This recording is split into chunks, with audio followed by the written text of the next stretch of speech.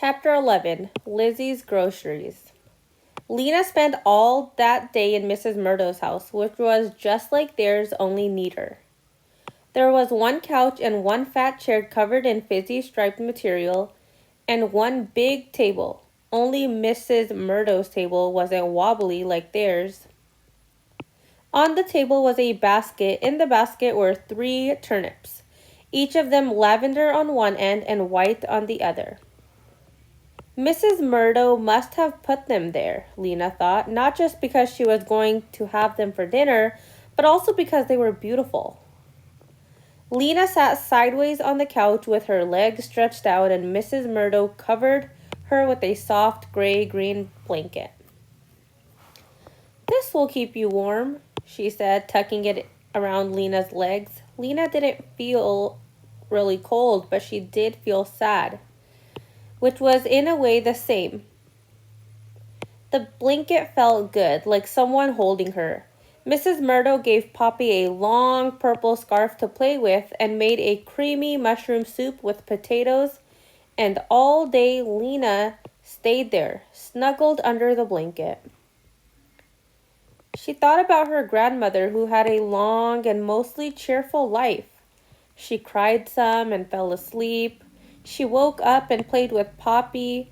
The day had a strange but comforting feeling to it, like a rest between the end of one time and the beginning of another.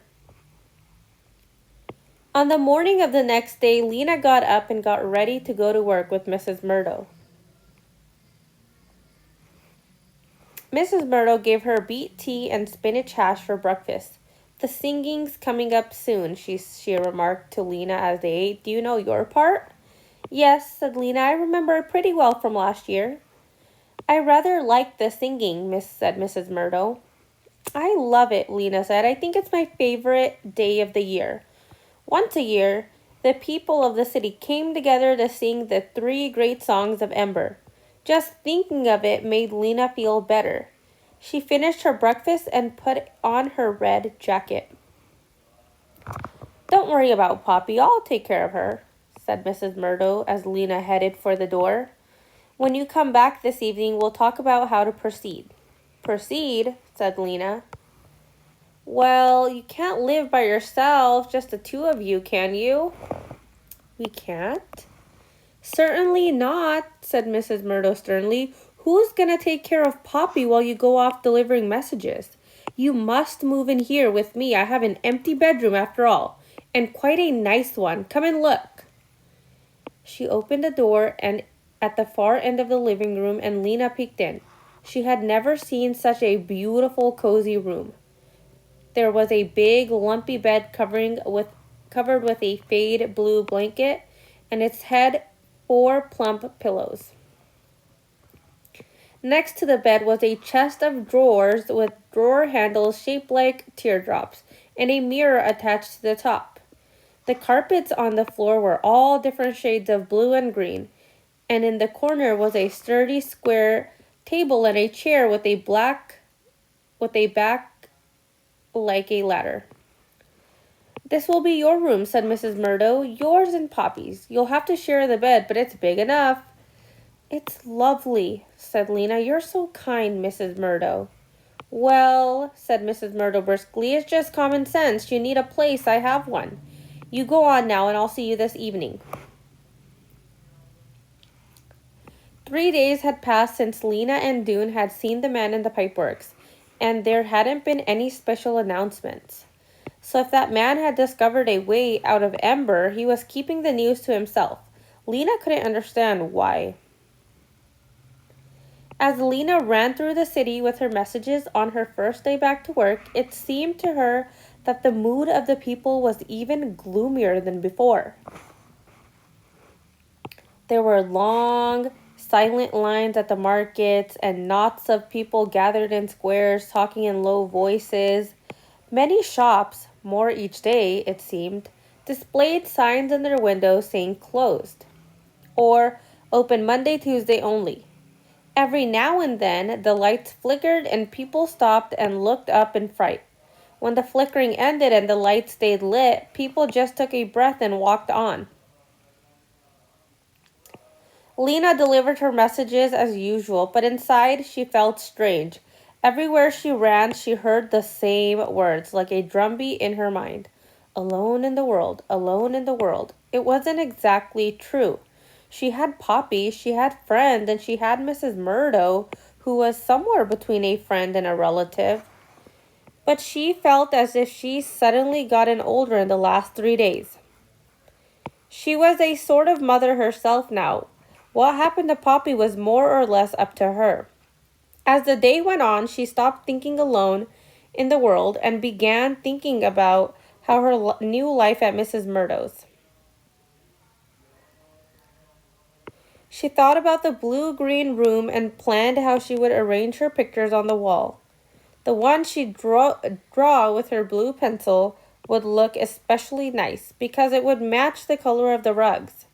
She could bring her pillows from home and add them to the ones on the bed, and then she'd have 6 altogether, and maybe she could find some old blue dresses or shirts to make pillow covers for them. The blue-green room, the orderly apartment, the meals cooked, and the blankets tucked in cozily at night all gave her a feeling of comfort, almost luxury. She was grateful for Mrs. Murdo's kindness. I'm not ready yet to be alone in the world, she thought. Late that afternoon, Lena was given a message to take to Lampling Street. She delivered the message, and she was coming back out onto the street, caught sight of Lizzie, coming out the door of the supply depot. Her orange hair was unmistakable. Lizzie! Lena called out. Lizzie must have not heard her. She kept on going. Lena called again. Lizzie, wait! This time it was clear that Lizzie had heard, but instead of stopping, she walked faster. What's the matter with her? Lena wondered. She ran after her and grabbed the back of her coat. Lizzie, it's me! Lizzie stopped and turned around. Oh, she said. Her face was flushed. It's you. Hi. I didn't realize it was you. She smiled brightly, but there was a distracted look in her eyes. I was just going home, she said. Her arms were wrapped around a small, bulging sack. I'll walk with you, said Lena. Oh, said Lizzie. Oh, good, but she didn't look pleased. Lizzie, something sad has happened, Lena said. My grandmother died. Lizzie gave her a quick sideways glance, but she didn't stop walking. That's too bad, she said absently. Poor you. What was wrong with her? Lizzie was ordinarily so interested in other people's misfortunes. She could be sincerely sympathetic, too, when she wasn't wrapped up in her own troubles. Lena changed the subject. What's in the sack? She asked. Oh, just some groceries, said Lizzie. I stopped at the market after work. You did? Lena was confused. She had seen Lizzie not 2 minutes ago leaving the storeroom office. Lizzie didn't answer. She began walking and talking quite fast. It was so busy today at work. Work is so hard, isn't it, Lena? I think work is much harder than school and not as interesting. You do the same thing every day. I get so tired, don't you? Running around all day? Lena started to say that she liked running and hardly ever got tired, but Lizzie didn't wait for her to answer. Oh, well, at least there are some good things about it. Guess what, Lena? I have a boyfriend. I met him at work. He really likes me. He says my hair is the exact color of a red-hot burner on a stove. Lena laughed. It's true, Lizzie. She said, you look like your head is on fire. Lizzie laughed too and lifted one hand to fluff her hair. She puckered her lips and fluttered her eyelashes. He says I'm as beautiful as a red tomato. They were crossing Toric Square now. It was crowded in the square. People had just left work and were lining up at the shops and hurrying along with packages. A cluster of children sat on the pavement playing some sort of game. Who is this boyfriend? Asked Lena. But just at that moment, Lizzie tripped. She had been struttering along, being beautiful, not paying attention to her feet. At the edge of her shoe caught an uneven place in the pavement. She staggered and fell, and as she fell, she lost her grip on the sack. It hit the ground and toppled sideways, and some cans spilled out. They rolled in all different directions. Lena reached for Lizzie's arm. Did you hurt yourself? She asked, but Lizzie went scrambling after the cans so quickly it was clear she wasn't hurt. Wanting to help, Lena went after the cans too. Two had rolled under a bench. Another was going toward the children, who were on their feet now, watching Lizzie's wild, spider-like motions. Lena picked up the can under the bench, and for a second her breath stopped. One of them was a can of peaches. Peaches? It said right on it, and there was a picture of a yellow globe. No one she knew had seen a can of peaches in years. She looked at the other one. It was just as amazing. Creamed corn, it said. Lena remembered having creamed corn once as a thrilling treat when she was 5 years old. There was a shout. She looked up. One of the children had picked up a can. "Look at this!" he cried. The other children gathered around him. "Applesauce!" he said, and the children murmured, "Applesauce, applesauce," as if they had never seen the word before. Lizzie was on her feet. She had all the cans except for the two in Lena's hand and the one the child had picked up. She stood there for a moment. Her eyes flickered back and forth from Lena to the children, and she smiled a bright, fake-looking smile. "Thanks for helping me," she said. "I found these on the back of a shelf at the market. What a surprise, huh? You can keep those." She waved the back of her hand at the children, waved again at Lena, and then took off, holding the sack by its neck so it hung beside her and banged against her legs. Lena didn't follow her. She walked home thinking about Lizzie's sack of cans. You simply did not find cans of peaches and applesauce and creamed corn on the back of shelves of markets. Lizzie was lying. And if the cans hadn't come from a market, where had they come from? There was only one answer. They had come from the storerooms. Somehow, Lizzie had gotten them because she worked in the storeroom office. Had she paid for them? How much? Or had she taken them without paying? Mrs. Murdo had cooked a dinner of beet and bean stew for them that night. When Lena showed her the two cans, she gasped in astonishment. "Where did you get these?" she asked. "From a friend," said Lena. "And where did your friend get them?" Lena shrugged. "I don't know." Mrs. Murdo frowned slightly but didn't ask any more questions. She opened the cans and they had a feast. Creamed corn with their stew and peaches for dessert. It was the best meal Lena had had in a very long time. But her enjoyment of it was tainted just a little by the question of where it had come from. The next morning, Lena headed for Broad Street. Before she started delivering messages today, she was going to have a talk with Lizzie. She spied her half a block from the storeroom office. She was sauntering along, looking in shop windows. A long green scarf was wound around her neck. Lena ran up swiftly behind her. "Lizzie," she said. Lizzie whirled around. When she saw Lena, she flinched. She didn't say anything, just turned around and kept walking. Lena caught a hold of one end of the green scarf and jerked Lizzie to a halt. "Lizzie," she said, "stop." "What for?" Lizzie said. "I'm going to work." She tried to pull away, but she didn't get far because Lena had a firm grip on her scarf. Lena spoke in a low voice. There were people all around them, a couple of old men leaning against the wall, a group of chattering children just ahead, workers going toward the storeroom, and she didn't want to be overheard. "You have to tell me where you got these cans," she said. "I told you I found them on a back shelf at the market. Let go of my scarf." Lizzie tried to wrench her scarf out of Lena's grip, but Lena held on. "You didn't," Lena said. "No market would just forget about things like that. Tell me the truth." She gave a yank on the end of the scarf. "Stop it!" Lizzie reached out and grabbed a handful of Lena's hair. Lena yelped and pulled harder on the scarf, and the two of them scuffled, snatching at each other's hair and coats.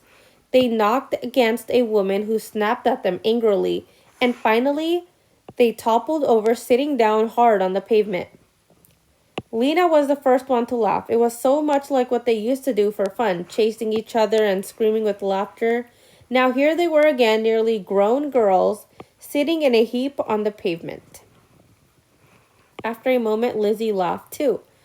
"You dope," she said. "All right, I'll tell you. I sort of wanted to anyway." Lizzie leaned forward with her elbows on her knees and lowered her voice. "Well, it's this," she said. "There's a storeroom worker named Looper. He's a carrier. Do you know him?" "He was 2 classes ahead of us, Looper Windley." "I know who he is," said Lena. "I took message for him on my first day of work. Tall, with a long skinny neck, big teeth, funny looking." Lizzie looked hurt. "Well, I wouldn't describe him that way. I think he's handsome." Lena shrugged. "Okay, go on." "Looper explores the storerooms. He goes into every room that isn't locked. He wants to know the true situation, Lena. He's not like most workers who just plod along doing their jobs and then go home. He wants to find things out." "And what has he found out?" Lena asked. "He's found out that there's still a big left of some rare things.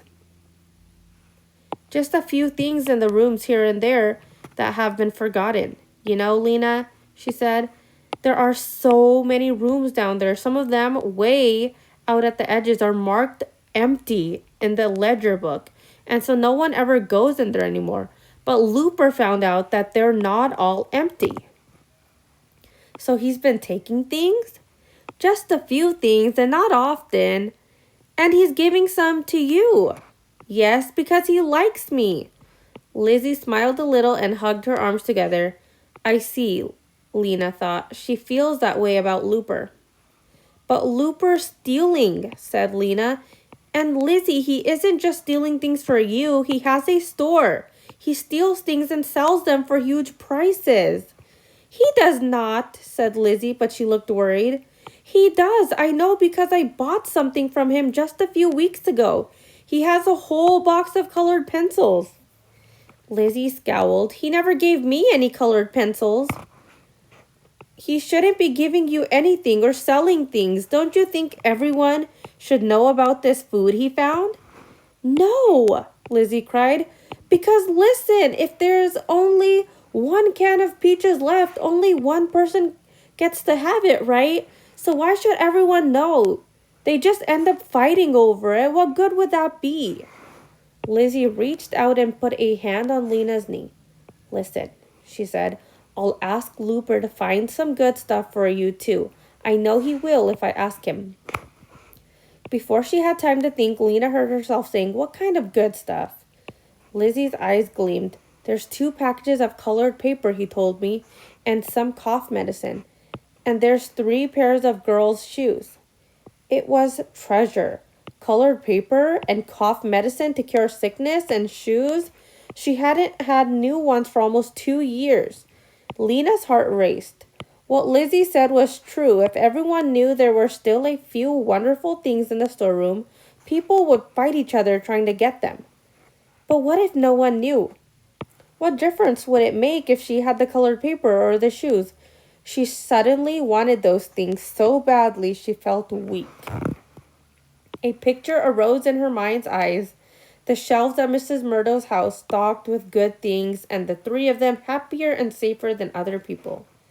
Lizzie leaned closer and lowered her voice. "Looper found a can of pineapple. I was going to split it with him, but I'll give you a bite if you promise not to tell." "Pineapple? That's delectable. Long lost thing that her grandmother had told her about. Was there anything wrong with having a bite of it just to see what it was like?" "I've already tasted peaches, applesauce, and a thing called fruit cocktails," said Lizzie.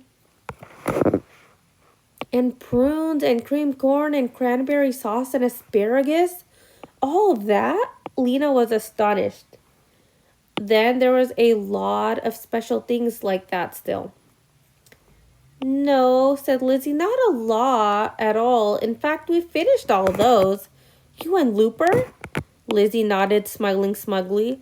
Looper says it's all going to be gone soon anyway. Why not live as well as we can right now? But Lizzie, why should you get all that? Why you and not other people? Because we found it. Because we can get at it. I don't think it's fair, said Lena. Lizzie spoke as if she were talking to a not very bright child. You can have some too. That's what I'm telling you. There are still a few good things left. But that wasn't the unfairness Lena was thinking of. It was that just two people were getting things that everybody would have wanted. She couldn't think how it should have been done. You couldn't divide a can of applesauce evenly among all the people in the city. Still, something was wrong with grabbing the good things just because you could. It seemed not only unfair to everyone else, but bad for the person who was doing it, somehow. She remembered the hunger she felt when Looper showed her the colored pencils. It wasn't a pleasant feeling. She didn't want to want things that way. She stood up. I don't want anything from Looper. Lizzie shrugged. Okay, she said, but there was a look of dismay on her small pale face. Too bad for you. Thanks anyway, said Lena, and she set off across Torx Square, walking fast at first and then breaking into a run.